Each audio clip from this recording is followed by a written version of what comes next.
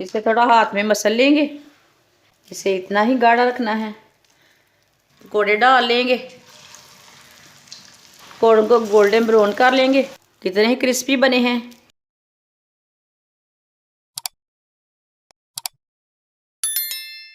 पांच मैंने medium size के प्याज लिए ने। इसे ना बारीक बारीक काट लेना।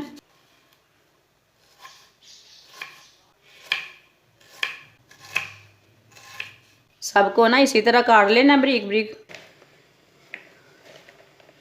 पांच मैंने मीडियम साइज के प्याज लिए थे। एक पाव बेसन डाल लेंगे। एक पाव बेसन है। चार बारीक कटी हुई सब्ज मिर्च डाल लेंगे। एक चम्मच नमक डाल लेंगे। नमक अपने हिसाब से डाल लेना। एक चम्मच कुटी हुई लाल मिर्च, या पिसी हुई नहीं है, कुटी हुई लाल मिर्च डाल लेंगे। आधा चम्मच हल्दी पाउडर। आधा चम्मच सूखा धनिया।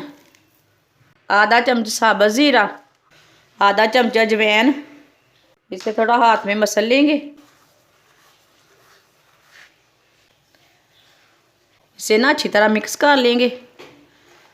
पहले इसे अच्छी तरह मिक्स कर लेना, बाद में इसमें पानी डालना। इसी तरह प्याज के पकोड़े बहुत ही अच्छे भी बनते हैं और मज़ेदार भी बनते हैं। एक बार ज़रूर बना के देखें इस तरह।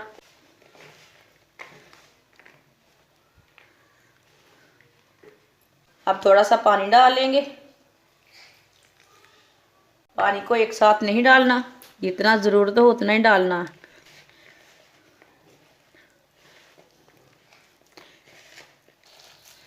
इसे हमने अच्छी तरह मिक्स कर लिया। इसे इतना ही गाढ़ा रखना है। इसे ज़्यादा नरम नहीं करना बेसन को। ये देखिए, फ्राई के लिए ऑयल लिया है मैंने। ऑयल को 1 मिनट तक गर्म कर लेंगे। ऑयल हमारा गर्म हो चुका है। पकौड़े डाल लेंगे।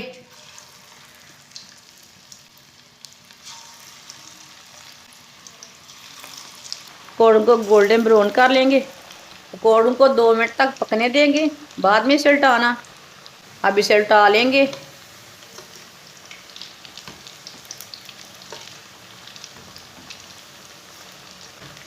इसे बिल्कुल मीडियम आंच पर पकाना, फुल आंच पे बिल्कुल भी नहीं पकाना। माशाल्लाह देखें प्याज के पकोड़े कितने ही अच्छे बने हैं। प्याज के पकोड़े हमारे तैयार हो चुके हैं। अब इसे बाहर निकाल लेंगे।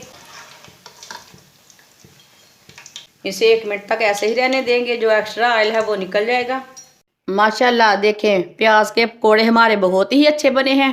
कितने ही क्रिस्पी बने हैं। हमारी वीडियो पसंद आए तो लाइक करें और हमारे चैनल को सब्सक्राइब करें। अच्छा, खुदा हाफिज़।